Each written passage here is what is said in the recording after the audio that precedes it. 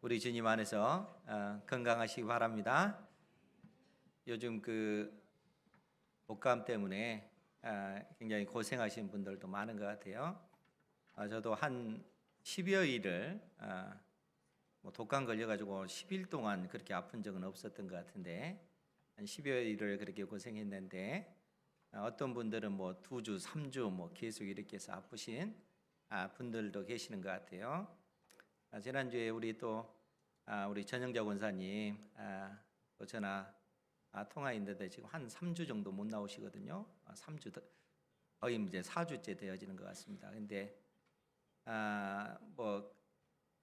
연로하시니까 나이가 드시다 보니까 아마 이 찬 공기만 쐬도 그렇게 힘드신 것 같고 그래서 거의 3, 4주 동안 그렇게 나오지 못한 그런 상황 가운데 있는, 그래서 이제 기도해 드리고 그렇게 위로해 드렸는데 사람이 또 연로해지면 나이가 들어가면은 또 아픈 것은 너무나 또 자연스럽게 오는 자연적인 그런 현상이니까 이로 인해서 우리가 너무 크게 또 절망하거나 마음 아파하거나 할 필요는 없지 않겠나 하는 생각이 듭니다.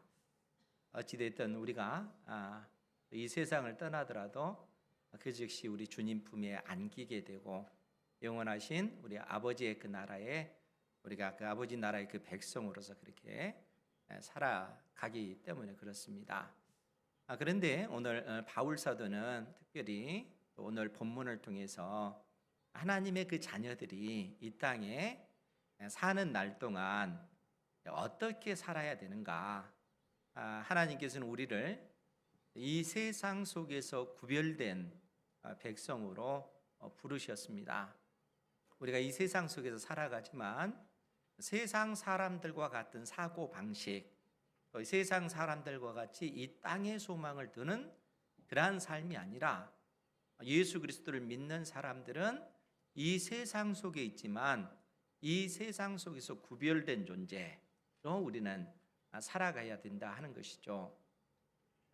왜냐하면 하나님께서 이미 우리에게 선언해 주시기를, 여러분들 각 개개인 하나님의 자녀로 부르심을 받은 하나님의 자녀들은 하나님에게 있어서는 보석과 같은 존재, 내 소유다, 이렇게 선언하셨습니다.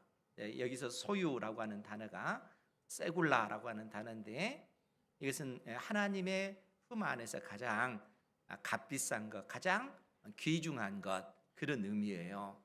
그러니까 하나님께서 예수 그리스도를 믿는 사람들을 이 세상 속에서 가장 귀한 것으로 우리를 선택하시고 하나님의 품 안에 있는 존귀한 존재다, 이렇게 하나님께서 우리를 그처럼 선언하고 계시다는 거예요. 여러분들은 하나님에게 있어서 보석과 같은 존재인 줄 믿으시기 바랍니다. 우리가 그런 존재라는 겁니다.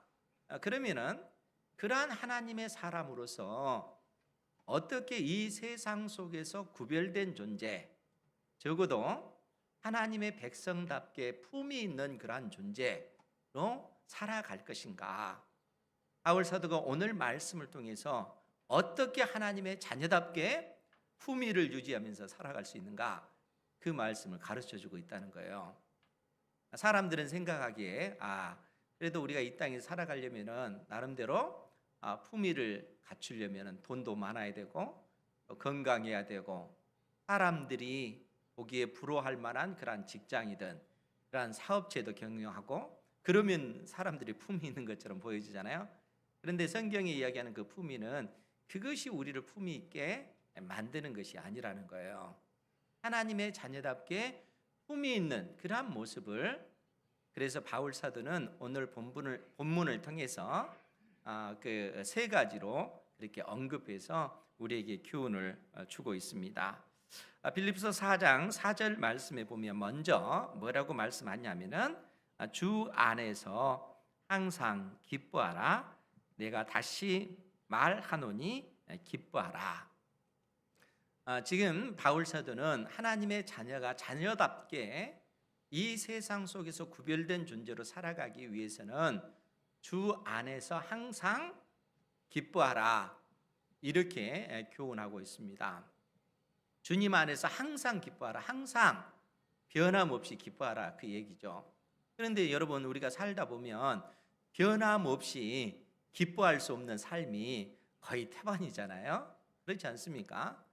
그런데 바울 사도 역시 지금 현재 로마의 감옥에 갇힌 그러한 상황이고, 또 빌립보 교회 성도들은 어떤 상황이냐면 평안한 그러한 상황이 아니고, 이 빌립보 교회 안에서도 수많은 그러한 어려운 문제가 있는 그런 상황이라는 거예요.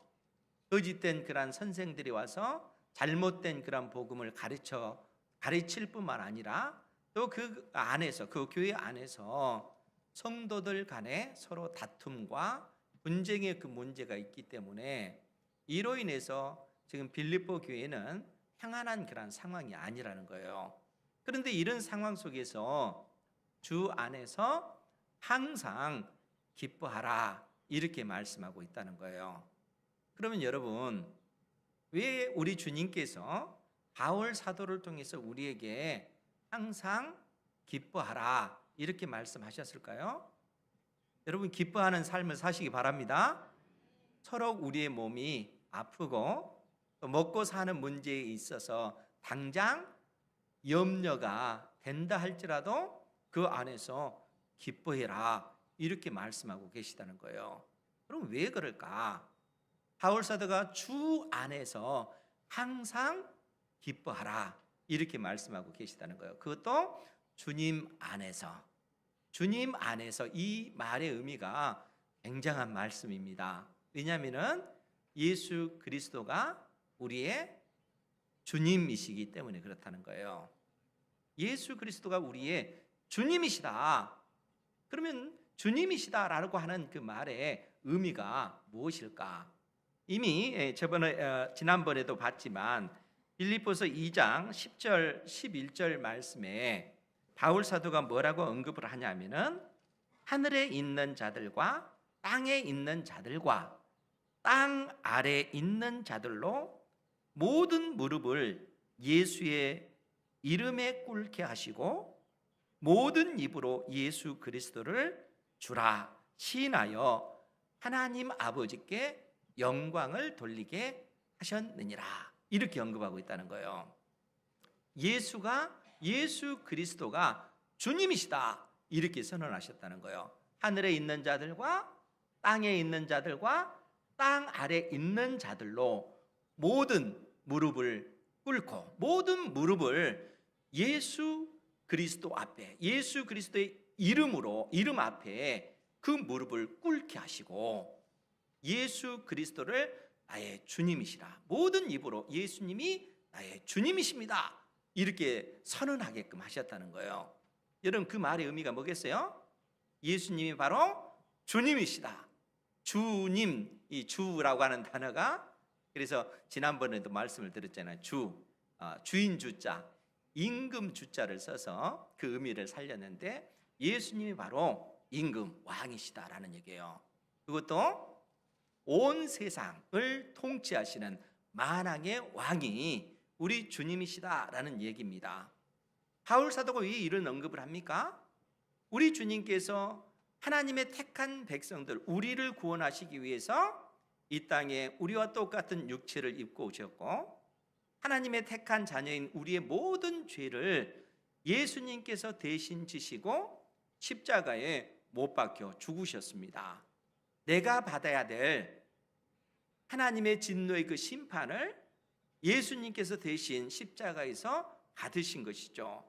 그리고 그 주님께서 우리에게 영원한 부활 생명 주시기 위하여 죽음의 권세를 이기시고 부활하셔서 승천하시고 하나님의 보좌 우편에서 하나님으로부터 온 세상에 있는 그 모든 것을 통치할 수 있는 그 권세와 그 능력을 받으셔서 우리 주님께서 장차 이 땅에 재림하셔서 온 세상과 이 세상의 모든 권세자들, 통치자들, 왕들, 그 모든 존재들을 다 심판하실 심판주로 이 땅에 우리 주님께서 재림하실 거라는 거예요. 그러니까 예수 그리스도가 주님이시다라고 할 때는 예수 그리스도께서 만왕의 왕이시요 온 세상을 심판하실 심판주이시다라고 하는 그 고백이 이 속에 담겨져 있다는 거예요. 더더구나 우리 주님께서는 장차 재림하셔서 온 세상을 심판하실 뿐만 아니라 지금도 불꽃 같은 눈동자로 하나님의 택한 자녀들인 우리를 살피시고 우리 심중에 있는 그 염려와 근심 또 아픔을 우리 주님께서 다 헤아리고 계시다는 거예요. 그분은 전능하신 분이시기 때문에 하나님의 자녀인 우리가 아파하는 그 문제들, 우리가 고민하는 인생의 문제들, 그러한 모든 것까지 다 아시는 주님이시라는 거예요. 그러니까 우리 주님께서는 크신 능력과 권세로 지금도 이 세상 역사 가운데 섭리하시고 역사를 주관하시고 이끌어가고 계실 뿐만 아니라 하나님의 자녀인 여러분들의 인생도 우리 주님께서 권능의 팔로 여러분들을 붙들고 계시다는 거예요. 그러니까 여러분들이 아파하는 그런 인생의 문제가 있다면 주님께서 모르시겠어요? 다 아십니다. 여러분들이 이 땅에서 당하는 그런 환난, 그런 염려, 근심, 걱정 모르실까요? 다 우리 주님께서 아셔요. 그런데 왜 우리 주님께서 우리의 인생 가운데 그런 환난을 허용하실까요? 왜 하나님께서 우리에게 염려, 근심 없게 하시지 인생 가운데 그런 환난을 허락하실까? 이미 주님께서 말씀해 주셨잖아요. 그 환난을 통해서 우리로 하여금 인내하기를 원하셔요.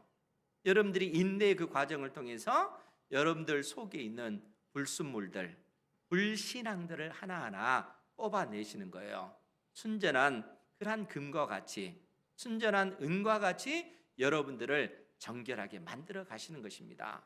인생의 그 환난을 통해서 우리를 연단시키시고 그 환난을 통해서 인내의 과정을 통해서 우리를 단련시키시고 이 단련의 과정을 통해서 궁극적으로 우리를 하나님의 사람, 온전한 믿음의 사람으로 우리를 세워 나가시는 것입니다.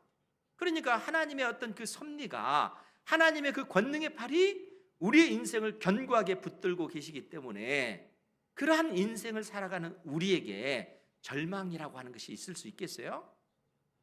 있을 수가 없는 거예요. 우리의 인생이 망할 수 있겠어요?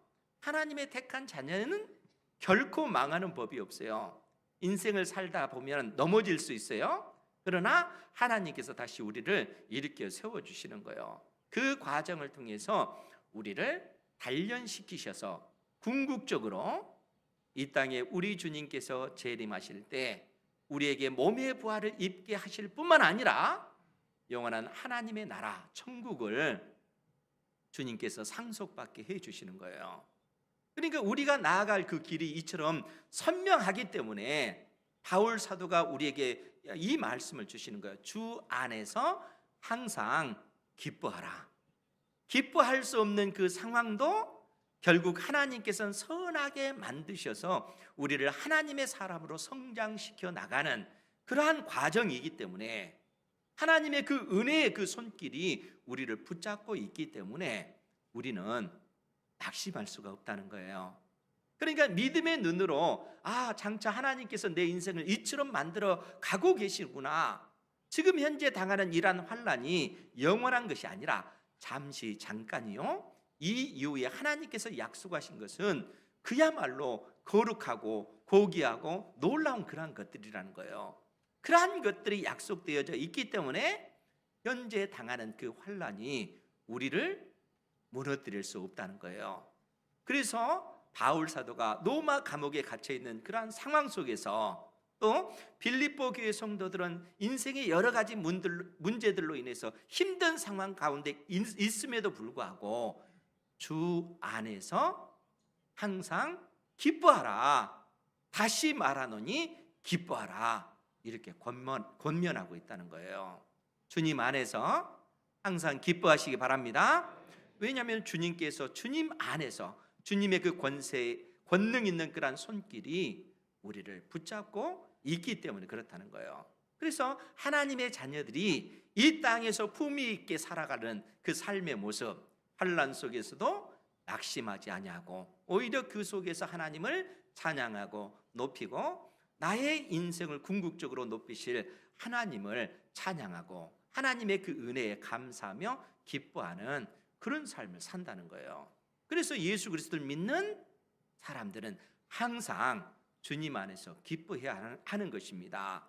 이 믿음 가운데 살아가시는 여러분들 되시기 바랍니다. 주님 안에서 기뻐하는 것, 이것이 첫 번째 바울 사도가 우리에게 권면해 주는 그러한 내용이라는 거예요. 그럼 두 번째는 무엇일까? 우리 5절 말씀을 같이 한번 보겠습니다. 5절 시작. 너희 관용을 모든 사람에게 알게 하라. 주께서 가까우시니라. 아멘. 너희 관용을 모든 사람에게 알게 하라. 관용, 한자어잖아요. 이 관용이 무슨 뜻일까요? 알기는 아는데 이걸 이제 표현하기가 좀 그렇잖아요. 그런데 이제 그 한자어로 보면은 그 원문의 의미와 똑같아요. 이 관자가 너그러울 관자예요. 너그러울 그 관자에 용자는 얼굴 있잖아요. 사람 얼굴 용자를 써서 너그러운 그 얼굴입니다. 그러니까 그 너그러운 그 얼굴은 우리 속에 있는 그 마음이 그 얼굴로 그렇게 드러나는 거잖아요. 그래서 관용이라고 하는 말은 어느 누군가가 나에게 잘못을 하고 또 못된 짓을 했다 할지라도 내가 넉넉한 마음으로 그 사람의 그 모든 허물을 덮어주는 거예요. 그 사람의 그 죄를 다 용서해 주는 마음, 그것이 관용이라는 거예요. 그러니까 지금 바울 사도가 너희 관용을 모든 사람에게 알게 하라. 서로 너에게 죄를 지은 그러한 사람이 있다 할지라도 그 사람의 죄를 다 용서해 줘라. 넉넉하게 그를 품어 줘라. 그 얘기예요. 그러면서 바울 사도가 뭐라고 언급을 하냐면은 주께서 가까우시기 때문에 그렇다라는 얘기예요. 그러면 이 말이 무엇일까? 지금 너희 관용을 모든 사람에게 알게 하라. 왜냐하면 주님께서 가까우시기 때문에, 주님께서 재림하시기 때문에 그렇다라는 얘기예요. 그러니까 지금 바울 사도가 우리에게 우리 주님께서는 반드시 재림하신다는 거예요. 재림하실 그 주님을 바라보면서 어느 누군가가 내 믿음의 형제가 서로 너에게 잘못을 했다 할지라도 그 잘못을 넉넉하게 용서해 줘야 된다, 이렇게 말씀해 주고 있다는 거예요. 그러니까 여러분들이 이제 신앙생활 하면서 사실 우리가 믿음의 공동체 안에서 함께 생활하기 때문에 가까우면 가까울수록 때에 따라 그 쉽게 말이 나가다 보니까 또 쉽게 행동을 하다 보니까 그것 때문에 우리가 상처를 받을 때도 있잖아요. 우리의 말과 행동을 늘상 그래서 조심해야 되는 거예요. 그리고 그러한 어떤 그 잘못을 했을 때, 내가 잘못했습니다라고 했을 때 우리 믿음의 형제 자매들은 어떻게 되겠어요? 넉넉하게 그 사람의 허물을 품어줘야 됩니다. 그것이 예수 그리스도를 믿는 하나님의 자녀의 그 삶의 모습이죠. 그런데 바울 사도가 오늘 이 5절에서 하는 이 말씀은 지금 말하는 이 말보다 더 깊은 의미가 있다는 거예요. 단순히 내 믿음의 형제가 나에게 잘못을 했을 때 용서해 주는 차원보다 더 깊은 차원이 있다는 거예요. 그 말의 의미가 무엇일까? 로마서 12장 19절 이하의 말씀을 우리가 보겠습니다. 바울 사도가 말하고자 하는 말의 의미가 로마서 12장 19절 이하에 언급되어져 있는데 제가 말씀을 봉독할게요. 내 사랑하는 자들아, 너희가 친히 원수를 갚지 말고 하나님의 진노하심에 맡기라. 기록되었으되 원수 갚는 것이 내게 있으니 내가 갚으리라고 주께서 말씀하시니라. 지금 바울 사도가 하나님의 택한 자녀에게 원수가 너를 공격하고 너를 핍박할 때 네가 네 힘으로 그 원수를 갚으려고 하지 말아라 라고 지금 얘기하는 거예요. 왜 그러겠어요? 하나님께서 사랑하는 자녀인 우리에게 네 손에 피를 묻히지 말아라. 왜냐하면은 내가 내 손에 피를 묻히겠다, 하나님께서 지금 그렇게 말씀하시는 거예요. 왜냐하면 우리는 하나님의 품속에 있는 보석과 같은 존재잖아요. 하나님께서 우리를 그런 존재로 불러주셨다는 거예요. 그러니까 자녀인 우리의 손에 피 묻히지 말라 그 얘기예요. 왜냐하면 원수 갚는 것은 하나님께 있기 때문에. 그러면 하나님께서 언제 원수를 갚아주셔요? 물론 인생이 살아가는 날들 가운데 원수를 갚아주실 수 있어요. 그러나 하나님께서 궁극적으로 하나님을 대적하는 그런 원수들과 하나님의 택한 자녀들을 핍박한 그 모든 원수들을 궁극적으로 심판하실 그 날이 있는데, 그 날이 이 땅에 우리 주님께서 재림하실 때라는 거예요. 재림하실 때 하나님을 대적하는 하나님의 백성들을 핍박했던 그 원수들을 하나님께서 친히 심판하시고 하나님의 택한 자녀인 우리에게는 영원한 하나님의 나라를 상속받게 해주신다는 거예요. 그래서 원수 갚는 것은 내게 있기 때문에 네가 갚으려고 하지 말아라 라고 얘기하는 거예요. 그러면서 오히려 뭐라고 말씀하십니까? 20절에 내 원수가 줄이거든 먹이고 목마르거든 마시게 하라. 그리함으로 내가 숯불을 그 머리에 쌓아 놓으리라. 오히려 뭐라고 얘기하는 거예요? 네 원수가 굶주릴 때 오히려 너는 먹을 것을 갖다 줘라. 그렇게 얘기하는 거예요. 너의 원수가 목마를 때 마실 것을 갖다 줘라. 이렇게 얘기하는 거예요. 왜 그렇습니까? 그것이 하나님의 자녀로서 품이 있는 그 삶의 모습이기 때문에 그렇다는 거예요. 우리는 하나님의 자녀잖아요. 하나님의 품속에 있는 보석과 같은 그런 존재라는 거예요.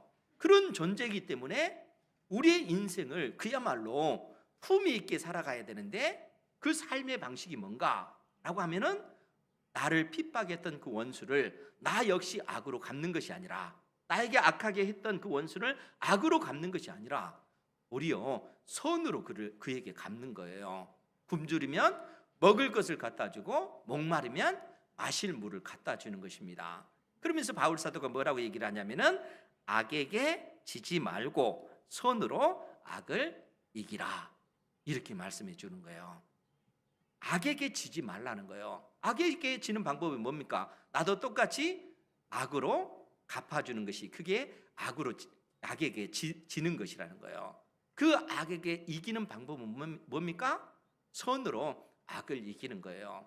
내 원수가 굶주릴 때 먹을 것을 갖다 주고 목마를 때 마실 물을 갖다 주는 것, 선으로 악을 이기는 그 방법이라는 거예요.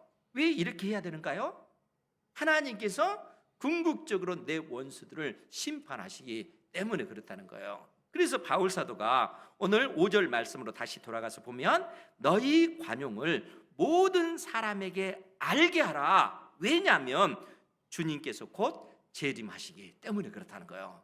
주께서 재림하셔서 원수들을 심판하실 것이고 하나님의 택한 자녀인 우리를 하나님께서 높여 주실 것이기 때문에 그렇다는 거예요. 그래서 너희의 관용, 그 원수라 할지라도 그 원수를 넉넉히 주님의 그 사랑으로 품어낼 수 있는 선으로 악을 이기는 이러한 삶을 살아가야 된다. 그러한 모습을 이 세상 모든 사람들이 다 볼 수 있도록 그렇게 행동해라. 왜냐하면은 그것이 예수 그리스도를 믿는 사람들이 이 세상에서 존재하는 삶의 방식이기 때문에 그렇습니다. 어두운 세상 속에서 빛으로 존재하는 그러한 삶의 모습이요, 썩어져가는 세상 속에서 썩지 않는 소금과 같은 그러한 역할을 하는 삶이 이런 삶이기 때문에 그렇다는 거예요. 여러분, 이런 삶을 사는 것은 많은 학문이 필요한 것 아니잖아요. 그렇죠? 많은 어떤 지식이 있고 많은 재물이 있고 명예가 있어야만이 이런 삶을 사는 것이 아니잖아요. 재물이 없어도 상관없어요. 많은 그러한 어떤 명예가 없어도, 권력이 없어도 상관없어요. 사람들이 나를 무시한다 할지라도, 아무것도 배우지 못한, 글씨를 알지 못하는 그러한 삶을 산다 할지라도요, 우리는 품이 있는 그러한 삶을 살 수가 있는 것입니다. 하나님께서 우리에게 이 진리를 가르쳐 주는 거예요. 하나님의 자녀들이 이 세상 속에서 보석처럼 사는 방식, 그것은 너희 관용을 모든 사람들이 알게 보여줘라. 왜냐하면 주님께서 재림하실 것이기 때문에, 재림하실 그 주님께서 그 나의 억울함을 다 풀어줄 뿐만 아니라 내가 이 땅에서 고생하고 또 억울한 일 당하고 하는 그 모든 것, 그것과 비교할 수 없는 그 놀라운 것을 우리에게 상으로 주실 것이기 때문에 그렇다는 거예요. 이 얼마나 놀라운 약속입니까? 우리 주님께서 우리에게 이러한 놀라운 약속을 해주고 계시다는 거예요. 그러면서 우리에게 어떤 말씀을 해주셔요? 사실 우리가 항상 기뻐하라 그러잖아요. 또 우리가 가지고 우리의 어떤 그 관용을 모든 사람이 알 수 있도록 그렇게 해라. 이게 쉬운 것은 아니잖아요, 사실. 그렇잖아요. 정말 우리가 항상 기뻐해야지. 이렇게 하다가도 인생에 어떤 어려운 문제, 물질적으로 큰 어려움이 있고 당장 내일 뭘 먹고 살아야지, 내 자녀들은 어떻게 키워야지, 이런 상황이 되면 어떻게 돼요? 불안하잖아요. 두렵잖아요. 그런 상황 속에서 정말 기도도 잘 나오지 않잖아요. 그런 절망적인 상황 가운데 우리가 빠질 수도 있어요. 그런데 그런 상황 속에서 뭐라고 얘기해요? 항상 기뻐하라. 주님, 기뻐할 수 없는데요. 우리는 그렇게 얘기할 수밖에 없잖아요. 그래서 주님께서 뭐라고 얘기를 하시냐면은 오늘 6절 말씀에 아무것도 염려하지 말라 이렇게 말씀하셔요. 아무것도 염려하지 말라. 다만 네가 염려하고 걱정하고 두려워하는 것 대신에, 그 말이에요, 모든 일에 기도와 간구로. 기도와 간구한다, 그 얘기는 보다 구체적으로 네가 지금 현재 네 인생 가운데 고통하고 있는 그러한 문제들, 아파하고 있는 그러한 문제들, 힘든 문제들 하나님 앞에 구체적으로 하나하나 기도와 간구로 네가 구할 것을 감사함으로 하나님께 아뢰라 이렇게 얘기해요. 그것도 감사함으로. 왜 그러겠어요? 하나님께서 아무것도 염려하지 말고 대신 기도해라. 우리가 염려되는 마음이 있잖아요. 그 염려되는 그 마음을 그대로 하나님 앞에 표현하면 돼요. 그게 기도예요. 기도하다 보면 어떤 일이 벌어질까요? 그 염려하는 마음, 두려워하는 마음이 어느 순간 점차적으로 사라지고 하나님의 평강이 나의 마음을 꽉 차지하게 되어지는 거예요. 기도할 때 누리는 하나님의 놀라운 그 은혜입니다. 그러니까 염려하는 거, 두려워하는 거, 걱정하는 거 대신에 기도해라. 하나님께서 그렇게 말씀해 주시는 거예요. 항상 기뻐할 수 없는 상황인데 너는 기도해라. 기도하다 보면 기쁨이 우리의 마음을 지배하는 거예요. 도저히 용서할 수 없는 내 믿음의 형제 자매들, 아니 내 원수라 할지라도 하나님, 저 사람 도저히 내가 사랑할 수가 없어요. 너무너무 미워요. 이렇게 하나님 앞에 고백하는 거예요. 그게 기도입니다. 기도하다 보면 그 사람이 불쌍히 여겨져요. 도저히 용서할 수 없을 것처럼 보여진 그 사람을 내가 용서할 수 있는 힘이, 그 능력이 내 마음속에 솟아나요. 왜요? 하나님께서 우리에게 그러한 은혜를 베풀어 주시기 때문에. 그러니까 아무것도 염려하지 말고 대신에 모든 일에 기도와 간구로 너희가 구할 것을 감사함으로. 왜 감사함으로입니까? 하나님께서 내가 기도한 그 모든 것을 응답해 주시기 때문에, 반드시 응답해 주시기 때문에, 내가 기도한 것은 하나님께서 다 응답해 주셔. 오히려 감사함으로 하나님 앞에 아뢰는 것입니다. 그것이 하나님의 그 자녀들이 이 땅에서 멋있게 사는 삶의 방식이라는 거예요. 그렇기 때문에 사랑하는 성도 여러분, 우리가 기도하지 않으면 안 되겠죠. 그렇죠? 우리가 항상 기뻐하는 그러한 삶, 내 형제가 잘못했을 때 용서해 줄 수 있는 그러한 마음, 이것도 그냥 오는 게 아니에요. 하나님께서 은혜로 우리의 마음속에 부어주셔야만이 그런 사랑을 할 수가 있어요. 그런 기쁨도 누릴 수가 있습니다. 그러니까 그러한 어떤 그 기쁨과 그러한 사랑이 나에게, 근본적으로 나에게 나오는 것이 아닙니다. 하나님께서 은혜로 우리의 마음속에 그러한 어떤 그 기쁨과 사랑이 자라날 수 있도록 은혜를 베풀어 주시기 때문에 가능하다는 거예요. 그리고 그런 은혜를 경험하기 위해서는 우리가 하나님 앞에 기도하는 거예요. 늘상 기도하시기 바랍니다. 새벽에도 기도하고, 낮에도 기도하고, 저녁에도 기도하고, 여러분들이 집에서도 기도하고, 여러분들이 일하는 일터에서도 기도할 수 있잖아요. 기도하는 거 어렵지 않잖아요. 어떤 장소에서든지 그냥 하나님 앞에 하나님을 부르면서 내 속에 있는 것을 하나님 앞에 아뢰는 거, 그게 기도라는 거예요.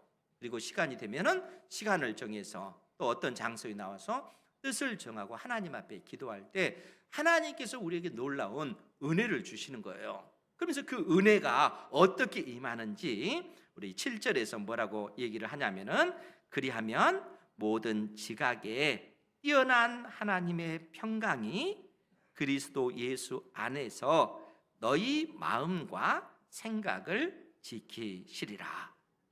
그리하면 모든 지각에 뛰어난 하나님의 평강, 모든 지각이라고 하는 말은 하나님께서 우리의 형편과 사정, 우리 속에 있는 그러한 생각까지도, 아니 우리가 미처 알지 못하는 인생의 그러한 모든 것까지 우리 주님께서는 다 아신다는 거예요.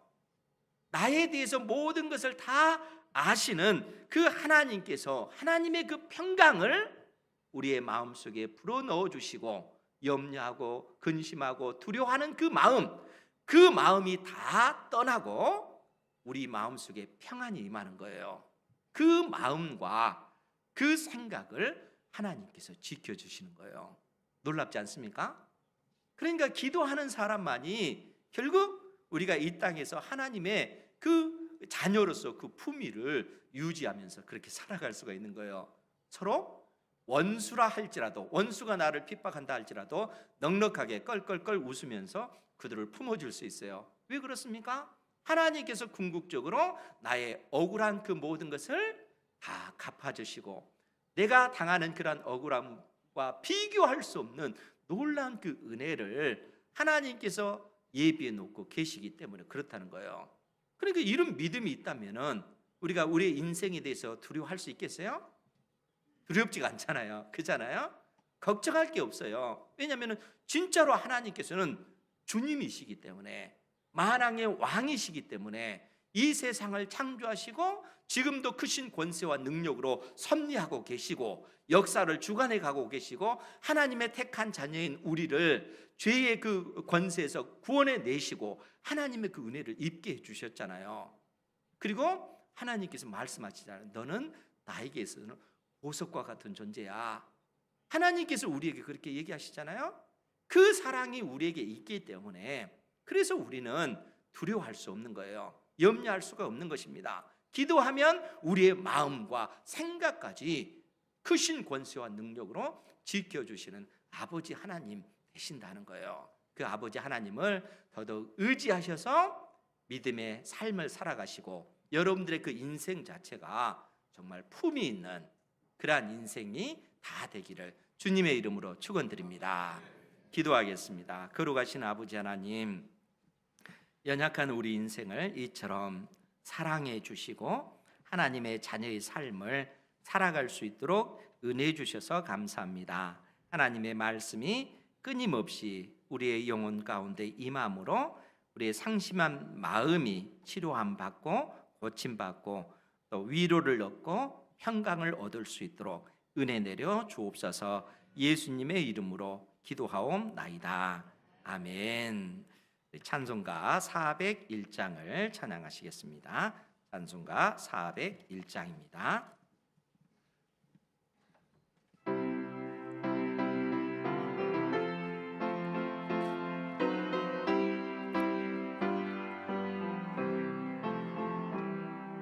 주의 곁에 있을 때 마음이 든든하오니, 주여 내가 살 동안 인도하여 주소서. 주여 주여 나를 인도하소서. 빠른 세상 살 동안 주여 인도하소서. 피난처인 예수여,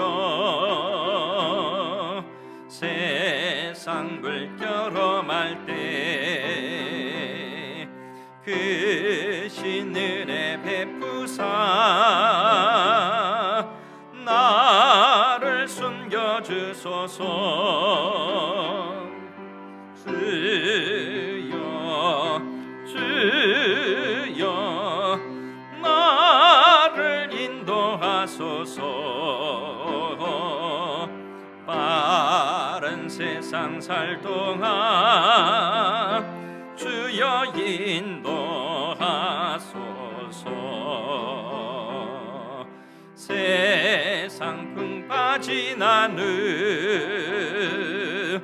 영화로운 나라와 눈물 없는 곳으로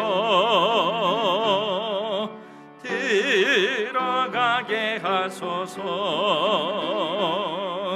주여 주여 나를 인도하소서. 빠른 세상 살 동안 주여 인도하소서.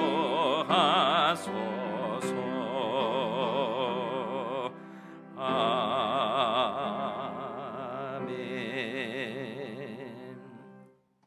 걸어가신 아버지